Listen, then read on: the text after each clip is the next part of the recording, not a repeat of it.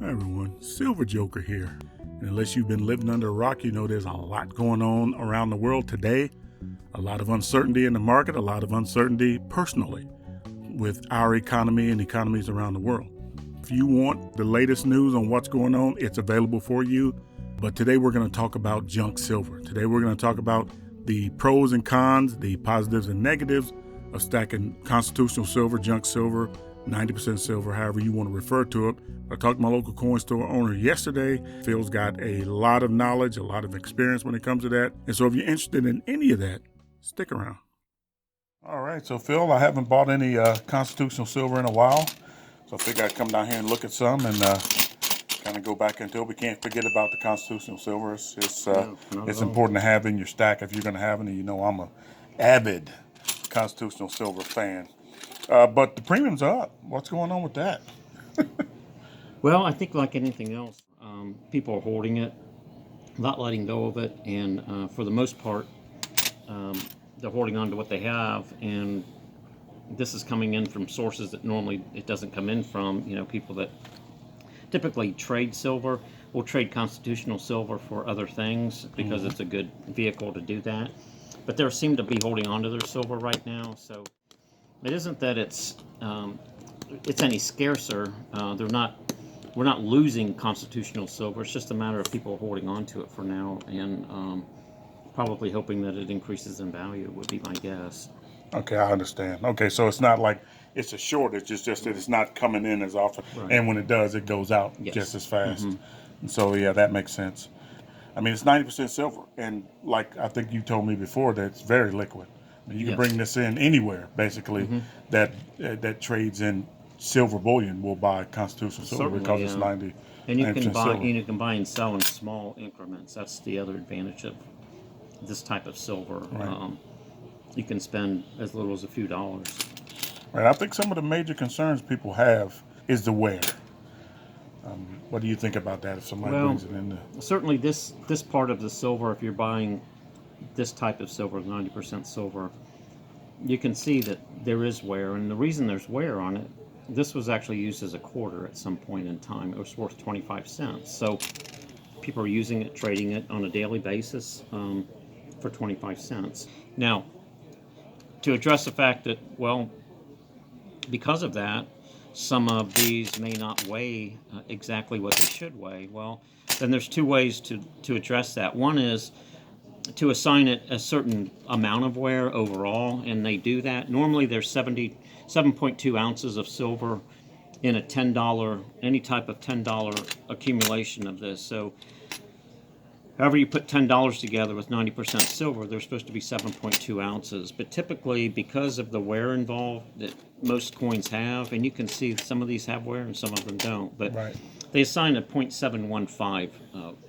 amount of silver per $10 because of the wear. So it is accounted for in a certain way. And for most people, it's the easiest way to do it is to do face value, not just weight, because the weight's always going to change. Okay, so what is face value?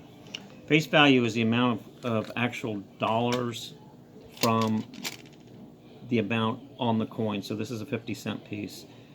Face value, when you buy and sell them, if somebody quotes you face value, they will tell you how many times face value they're going to buy it for, and then how many times face value they're going to sell it for. Right. So face value is whatever like these two 50 cents here, that's $1. That's $1. So that would be $1 face? Yes. Face value. Okay, so not the value of the silver, but the value in the monetary value.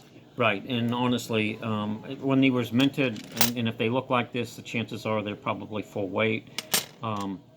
You should have in every dollar 0.72 ounces of silver, just under 3/4 of an ounce of silver. So whether it's two 50-cent, two halves, or 10 dimes, or 4 quarters, it should be roughly that weight. Yes, and that's how our money was actually minted at one time. Was the amount of silver in the coin actually represented how much value the coin had. So they had to be incrementally equal. 2 quarters had to equal the amount of silver into $0.50. Wow. Yeah, ironically, the silver dollars actually have a little bit more. They have actually 0.78 ounces of silver. The face value of a silver dollar, if melted down from its original weight, would contain a little more silver than a dollar of this melted down if it all contained its original weight. The silver dollars, pre-1935 silver dollars that are 90% silver, they do contain a little more silver per dollar, so they're kind of separated from 90% most of the time, and they're sold as separate pieces versus junk silver or constitutional silver. And selling it back to you, where's the value? Well, we have a buy and a sell price in terms of what we buy it for and what we turn around and sell it for, and usually it's a point to a point and a half difference. So if we sell it 10 times its face value, As an example, because it's easy multiplication, so a $10 times face value, you got 50 cents. 50 cents times 10 would be $5.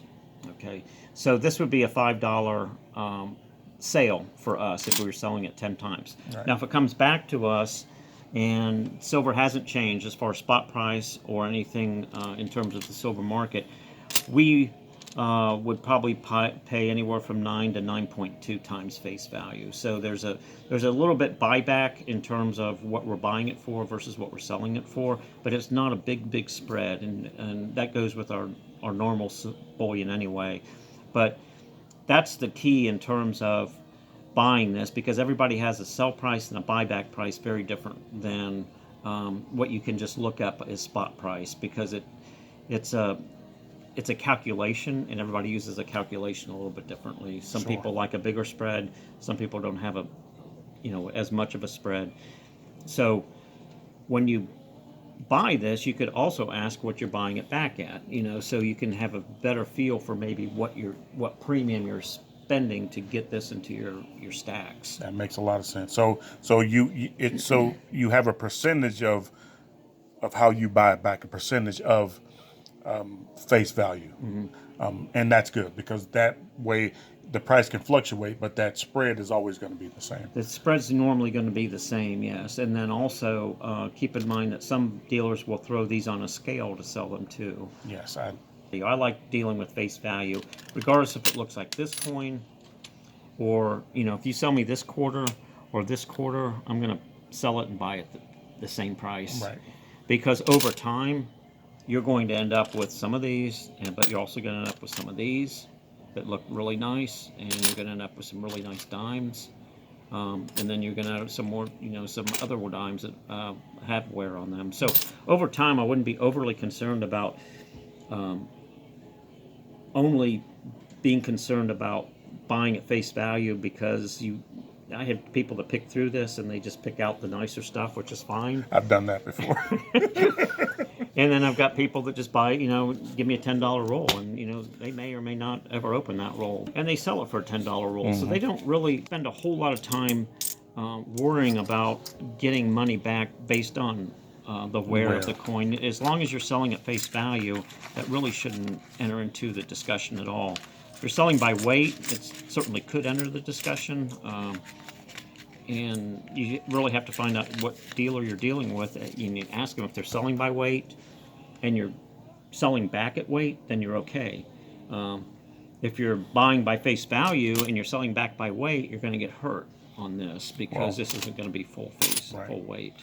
Your half dollars from 65 through 70 are going to be 40%. So you got 40% halves, and then you got the 35% nickels. And if they consider that all constitutional silver, you do have to be very careful, because if you're buying it at a reasonable price, as far as everything would be considered 90%, again, you have to be sure that you're buying 90% silver if you're paying for 90% Absolutely. silver. And be careful with the term junk silver as well, because junk silver is also a catch-all when it comes to, for some people.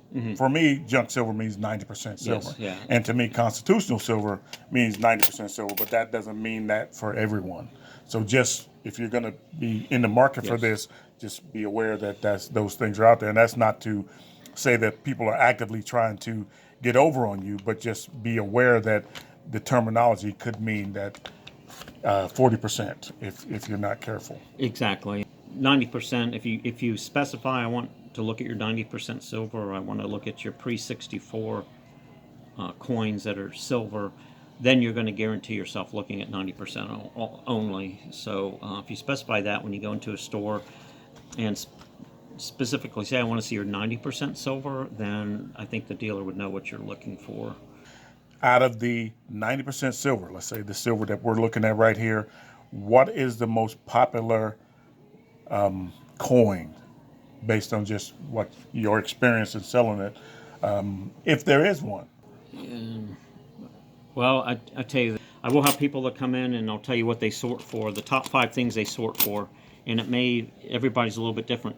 Some will come in and only want Kennedy half dollars and 64s, and the reason is they feel that the wear on these is going to be minimal. Other people come in, look for anything older than Walking Liberty, like Barber half dollar or Barber dime, Barber quarter, because they assess this as being a little more valuable than just the silver in it because of the age. You have individuals that only want quarters pre-1932, which would be pre-Washington quarters. They like the standing quarters, again, because of the age. They like the older stuff. And then you have people that only want dimes not because of what the dime is, but because of the amount of silver in the dime. They like the smaller increments of silver. Fractional. And it really depends on the individuals and what their motive is in terms of buying it. So there really isn't one particular person or idea that suits everybody. Right, I completely understand. That's a good answer. Yeah. Okay, and you have plenty. The thing about this is, I don't want people to think that it goes away. It doesn't go away, and it's not supposed to get melted. Yeah, but how would you know? You don't know, right. And that's it. So as it gets sold, I'm assuming that it goes into somebody's collection or someone's closet or drawer or safe, and they wait till it comes back on the market and they resell it. So the prevalence of this, I think, over time is not to worry that it's going to completely go away. It's just whether or not it comes back in as far as people willing to resell it. Okay, and I that's got where you. the scarcity comes in. It's not that it's getting scarcer because it's leaving the planet by any means. It's the fact that people when people have it and they're holding it, and you have more buyers buying it, more new people in the market looking to invest in silver, and it's a good way to start investing in silver. That makes a lot of sense. So what you're saying is, it's not that there's not the silver out there; it's just not available for sale. Yeah, I believe there's the same amount of constitutional or 90% silver as there always was. And there might be some refineries around the way, or even individuals that are melting it down. But the scarcity is because more people are buying it. It's being accumulated in more settings, so there's not as much to go around, and people are holding it that already have it. Sure. And they're not reselling it right now, thinking that because of inflation and because of the direction that they feel the country's going, they want to hold on to it to see if it increases in value. Absolutely, and that makes a lot of sense. It's just that it's becoming a lot more popular, so more people are interested, and the demand is up, so it's a little bit scarce that way. And there's only so much to go around. I mean, there is a finite amount of this out there. So they're not making this anymore, and so what's out there is out there. It's in Grandpa's jar, buried in the backyard, or under somebody's mattress, or wherever. But that's it. What's out there is out there, and people are starting to be a lot more interested in this because of the silver value and because of other factors too. It's a very good way to collect silver, I think. Yeah. All right. Well, thank you, Phil. I appreciate your time, my friend, and we're going to take some of this home. Yeah, look through it. Appreciate it. Bye. Okay, so there you have it. Constitutional silver is my favorite type of silver to stack. It's very beneficial, very liquid, as you heard. It's always going to have value, and it's always going to be in demand. You will always be able to use that for whatever you need to use it for. But anyway, we're just going to keep doing what we do, and we're going to just keep on trying to give you information to help you stack the kind of silver that you want to stack to better your financial health going forward. So anyway, I appreciate you guys stopping by. Keep stacking. Peace.